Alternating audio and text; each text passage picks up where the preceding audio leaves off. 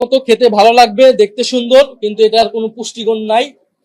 তো এই বাজেটটাকে আমাদের কাছে সেরকমই মনে হয়েছে, উচ্চবিলাসী, বাস্তবতা বিবর্জিত, এবং এটা একটা ঋণগ্রস্ত দেশের মানুষের উপর ঋণের চাপটা আরো বাড়াবে। এই বাজেটের ইতিবাচক এবং নেতিবাচক দিক উভয়ই রয়েছে।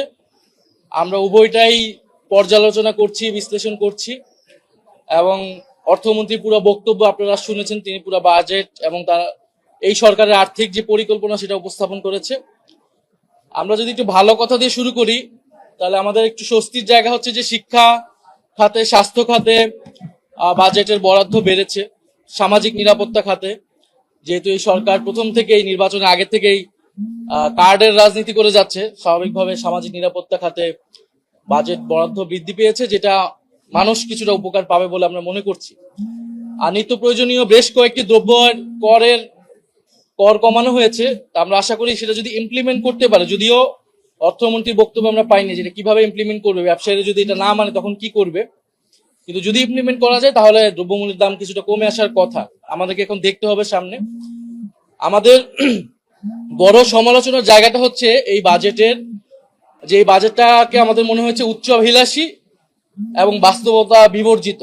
কারণ আপনি দেখবেন যে এই বাজেটের 9,38,000 কোটি টাকা তারা ব্যয় করবে, এবং এই আয়টা তারা বলতেছে যে 6,95,000 কোটি টাকা তারা রাজস্ব লক্ষ্যমাত্রা নির্ধারণ করেছে, এবং যেটা আসলে বাস্তবতা বিবর্জিত। কারণ এই পরিমাণ রাজস্ব মানে আদায় করা সরকারের পক্ষে, এই প্রশাসন এবং কর কাঠামোর পক্ষে সম্ভব না।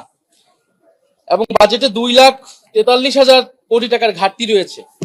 ফলে যদি 6,95,000 কোটি টাকার যেই রাজস্ব সেটা যদি আদায় করতে না পারে, এবং স্বাভাবিকভাবে এটা সরকার পারবে না, তাহলে এই ঘাটতি কিন্তু অনেক বাড়বে, এবং সরকারকে তখন কি করতে হবে, অভ্যন্তরীণভাবে ব্যাংকগুলো থেকে এবং বিদেশ থেকে আসলে ঋণ নিতে হবে। এই লক্ষ্যমাত্রা, এই রাজস্ব লক্ষ্যমাত্রা আয় অর্জন করতে হলে রাজস্ব প্রবৃদ্ধির হার অন্তত 42% হতে হবে। এই লক্ষ্যমাত্রা অবাস্তব। দেশের ইতিহাসে সর্বোচ্চ বার্ষিক রাজস্ব প্রবৃদ্ধি হয়েছিল 27.3%। যদি আগামী অর্থ বছরে সেই সর্বোচ্চ রেকর্ড করা সম্ভব হয়, তাও লক্ষ্যমাত্রার তুলনায় 70,000 কোটি টাকার ঘাটতি থাকবে।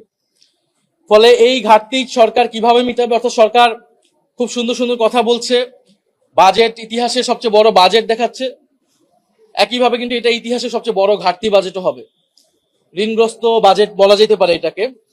ফলে সরকার যখন ব্যাংক থেকে আরো ঋণ বাড়াবে, আপনারা জানেন যে ঋণের পরিমাণ 8,12,000 কোটি টাকা পৌঁছেছে, এটা বৈদেশিক ঋণ।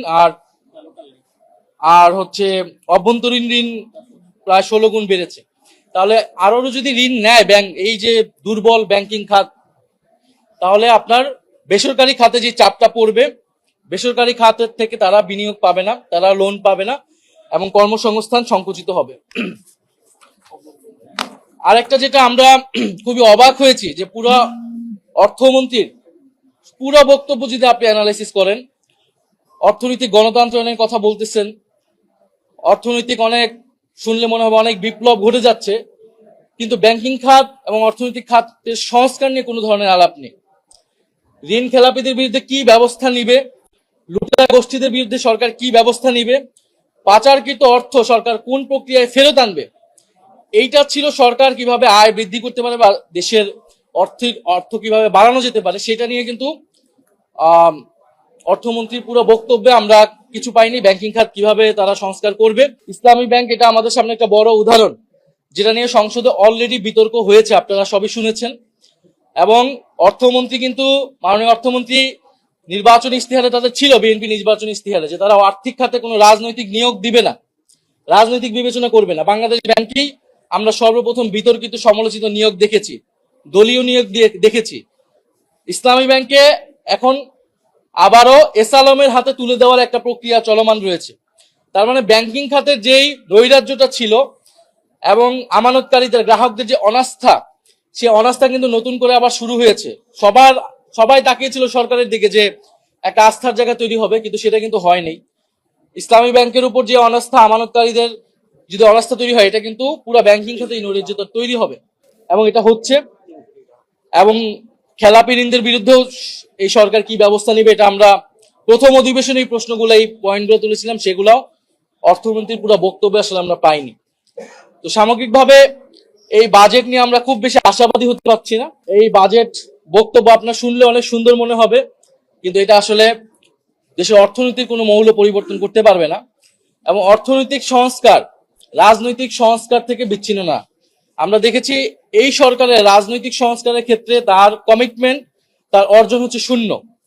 তার মানে আপনি যদি দুদক সংস্কার না করেন, আপনি বিচার বিভাগ সংস্কার করতেছেন না, ফলে এই বড় বাজেটের মধ্যে বড় দুর্নীতির যে সুযোগ তৈরি করা হবে, সেটাকে আপনি কিভাবে জবাবদিহিতার আওতায় আনবেন, স্বচ্ছতা সুশাসন কিভাবে নিশ্চিত করবেন রাজনৈতিক সংস্কার ছাড়া।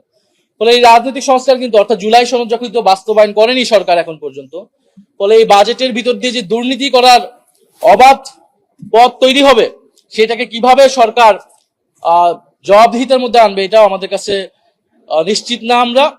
ফলে এটা অনেকটা চানাচুরের মতো, খেতে ভালো লাগবে, দেখতে সুন্দর, কিন্তু এটার কোনো পুষ্টিগুণ নাই। তো এই বাজেটটাকে আমাদের কাছে সেরকমই মনে হয়েছে, উচ্চবিলাসী, বাস্তবতা বিবর্জিত, এবং এটা একটা ঋণগ্রস্ত দেশের মানুষের উপর ঋণের চাপটা আরো বাড়াবে। বিএনপি নির্বাচিত হওয়ার আগে তারা বলেছিল তারা সংস্কার করবে, তারা জুলাই সনদ বাস্তবায়ন করবে। বিএনপি সরকারের স্বরাষ্ট্রমন্ত্রী প্রথম অধিবেশনে কিন্তু পরিষ্কার করেছে তারা নির্বাচনে যাওয়ার জন্য অনেকগুলো মিথ্যা প্রতিশ্রুতি দিয়েছিল, তার মধ্যে সংস্কার একটি। ফলে সরকার মুখে অনেক কিছুই বলতেছে, আপনি তার বাস্তবতা দেখে আসলে আমাদেরকে সিদ্ধান্ত নিতে হবে বা কমেন্ট করতে হবে। আপনার ইসলামী ব্যাংক নিয়ে যে সরকার যেই অবস্থানটা নিচ্ছে, যে তাদের যেই শেয়ার আগে যাদের ছিল, অর্থাৎ এসালমের যেই ক্রয়কৃত শেয়ার যদি শেয়ার হোল্ডারদের কাছে আবার ফিরিয়ে দেওয়ার কথা বলে, তার মানে আসলে এটা পরোক্ষভাবে এসালমকে ফিরিয়ে দেওয়ার কথা বলতেছি। এবং যেখানে চেয়ারম্যান দেওয়া হলো, যে এসালমের সাথে জড়িত থাকার কারণে বাংলাদেশ ব্যাংক থেকে যার বিরুদ্ধে শাস্তিমূলক ব্যবস্থা নেওয়া হয়েছিল, তাকে আপনি আবার চেয়ারম্যান করতেছেন। এইটা দিয়ে আপনি কি বুঝাতে চাচ্ছেন? ফলে ইসলামী ব্যাংকে শুধু তো একটা দলীয়করণ বা একটা দলের জায়গা থেকে বা একটা রাজনীতির জায়গা থেকে বিবেচনা করার সুযোগ নেই। এটা তো গ্রাহক রয়েছে, 3 কোটি গ্রাহক রয়েছে, এটা আমানতকারী রয়েছে। ফলে সরকার এই যে অ্যাক্টগুলো করতেছে, এবং বাংলাদেশ ব্যাংকের গভর্নর নিয়োগ, সেটা কি সুরাহা হয়েছে? বিএনপি সরকার তো সেটার কোনো সুস্পষ্ট জবাব দিতে পারে নাই, যে বলছে তারা দলীয় লোক না। আবার যখন আমরা বলেছি যে তার নির্বাচনী কমিটিতে আছে, তো বলতেছে নির্বাচনী কমিটি থাকে তো দলীয় লোক না। এগুলো হচ্ছে একটা আই ওয়াশিং, মানুষের সামনে কথা বলতেছে।